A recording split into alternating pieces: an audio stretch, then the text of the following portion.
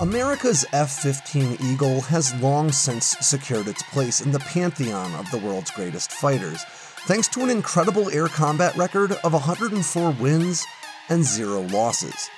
Its younger sister, the ground attack-oriented F-15E Strike Eagle, only has 1 air-to-air kill under its belt, but incredibly it didn't come from guns or missiles, but rather from lobbing a 2,000-pound bomb literally miles at an airborne Iraqi gunship and finding its target. I'm Alex Hollings, and this is Air Power.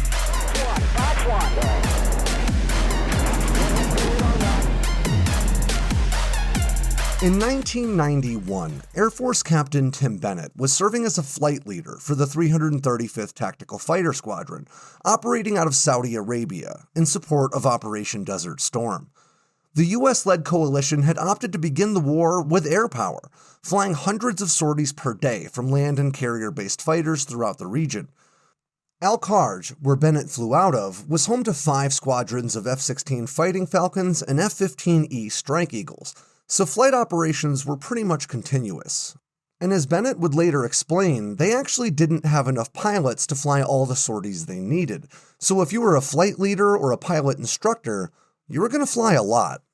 As we've discussed in videos before, there's really no question that the Iraqi military was outclassed in just about every appreciable way by this massive coalition force. But they weren't without serious and sizable defenses. Baghdad, Iraq's capital, was probably the most heavily defended city on the planet when coalition aircraft first started screaming across the border on 17 January 1991. It might be fair to say that the coalition's victory was a foregone conclusion, but the tactical and strategic domination of the Iraqi forces was anything but. And if you're any one of the dozens of pilots who got shot down during the short Gulf War, I think it's safe to say you wouldn't consider it a walk in the park. I'll quote Bennett again here. "There were some nights over there, especially during the first 2 weeks, when the anti-aircraft fire and surface-to-air missiles were really bad. I was on both missions when we had F-15Es shot down. Those weren't fun at all." Really bad is right. Some pilots compared the volume of anti-aircraft fire over cities like Baghdad to low-hanging clouds, because the fog of fire was that dense. In another airstrike operation that we've discussed in another video, one F-16 pilot named Major Emmett Tulia had 6 different surface-to-air missiles fired at him in quick succession, and incredibly, he managed to dodge the whole half dozen. Other pilots, however, were not quite that lucky. In just a few brief months of conflict, the United States would lose 27 airplanes and 5 helicopters in combat. 9 pilots and crew members would become prisoners of war, and 33 others would lose their lives. The danger in the air over Iraq was very real, and it really went both ways. Bennett and his F-15E would fly a total of 58 combat missions throughout his deployment, and during one of those missions, he was targeted by a very capable Iraqi MiG-29.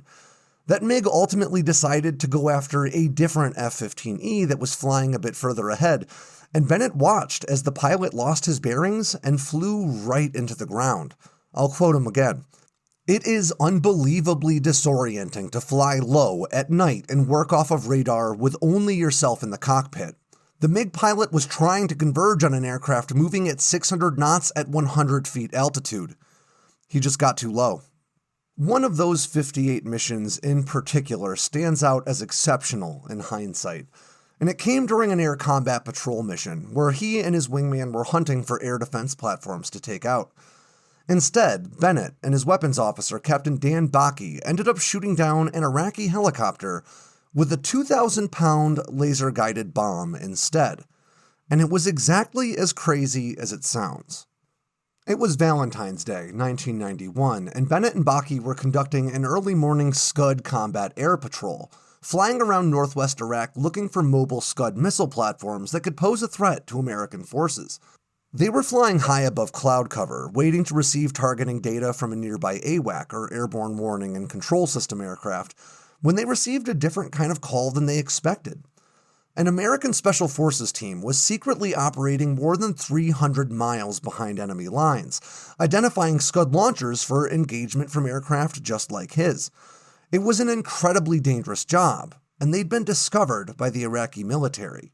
Now, Green Berets are, of course, incredibly capable warfighters, and at any given time, there were 10 to 15 such teams operating behind enemy lines, and that's really exactly what these guys train for. The problem is, once discovered, the Iraqi military could bring the brunt of their conventional force down on these teams. The odds, even for these elite commandos, become insurmountable very quickly when you're surrounded, outnumbered, and outgunned. There was no time to lose, so Bennett diverted his Strike Eagle toward the team as the AWAC was still relaying that there were 5 Iraqi attack helicopters closing with their position. Bennett instructed his wingman to take up a trailing position some 4 miles behind him as he pressed down through the cloud cover. Once they came to within about 50 miles of the helicopters, Baki spotted them on radar, traveling from west to east. Now, no F-15E Strike Eagle had ever scored an air-to-air kill against literally anything before, but the aircraft was equipped for it. The F-15E was meant to self-escort on its attack missions. In other words, its Eagle DNA, paired with some air-to-air missiles, make the Strike Eagle more than capable of holding its own in an airborne fight. But the air war over Iraq was massive. General Norman Schwarzkopf's coalition had a whopping 2,430 aircraft at its disposal, and they hailed from a laundry list of nations and different military forces. Bennett knew the U.S. had Special Forces helicopters, likely the 160th SOAR, based in Syria, and if they were coming to pull that American team out, they'd be flying along that same west to east course as the helicopters they could see on radar. They had to be sure these choppers weren't friendly, so he called back to the AWAC to confirm that they were clear to engage, and was given the go-ahead.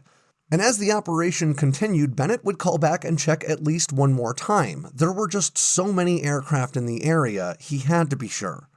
He brought his Strike Eagle down to just 2,500 feet above the ground, cutting through the night sky on a direct course for where he was told the American operators should be, and where the enemy helicopters appeared to be flying. They passed through some low-hanging clouds and emerged on the other side with only about 19 or 20 miles between them and the choppers. And it was right around then that he and Baki came to a sobering realization. The helicopters were flying and landing at regular intervals, which meant they were dropping off troops to engage the Special Forces team. In effect, the choppers and the ground troops were coordinating to herd the Green Berets east, into an unwinnable engagement. The helicopters, which were now discernible as Mi-24 Hinds, were placing troops in strategic locations to give the helicopter-backed warfighters the decisive advantage against the American Green Berets. Unsurprisingly, the Iraqi troops on the ground noticed the Strike Eagle's approach. It was closing with them 3 times faster than a Formula One car could manage on any open straight. The Iraqis opened fire, hoping they could do something about it. I'll quote Bennett again. By this time, we were screaming over the ground, doing about 600 knots, almost 700 miles per hour. The anti-aircraft fire was still coming up pretty thick. Our course took us right over the top of the Iraqi troops to the east of our team.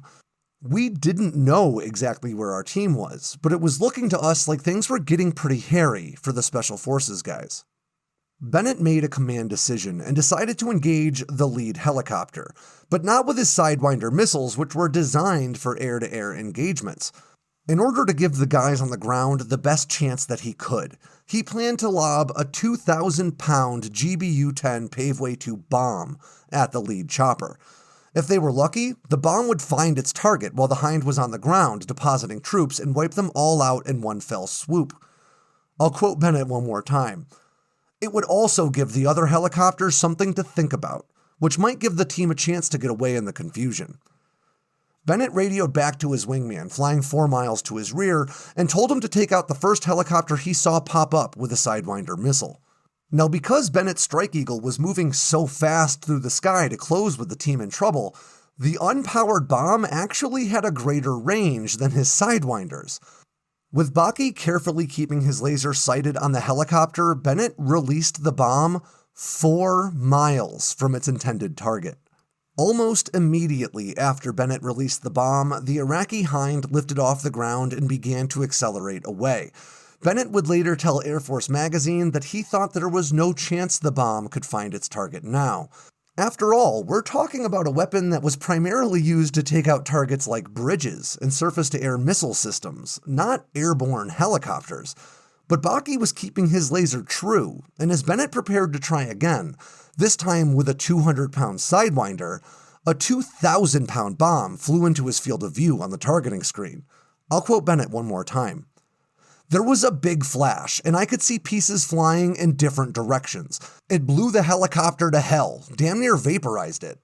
After scoring the Strike Eagle's first and only ever air-to-air kill, and watching a 2,000-pound bomb find its target on an airborne helicopter, you might think Bennett and Baki would take a minute just to be in awe of what they'd witnessed, of what they'd done, but they still had a job to do.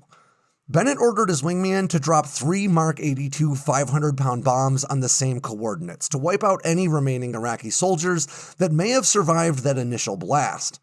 By then, the AWAC already had bombers inbound to take care of the rest, and the other Iraqi Hinds were making a run for it to the north. And who could blame them? They'd just seen the lead helicopter in their group evaporate before their very eyes. Initially, Bennett went to pursue the helicopters, but his flight path put him right in the way of approaching bombers coming to support the Green Berets below. So Bennett and Baki moved on to engage another target, a mobile Scud on a nearby launch pad, before they had to head home. And it wasn't long until they got a call from that Special Forces team saying thank you, and to confirm this seemingly ludicrous story that they really had seen an F-15E absolutely obliterate an enemy helicopter using a 2,000-pound bomb designed to hit stationary ground targets.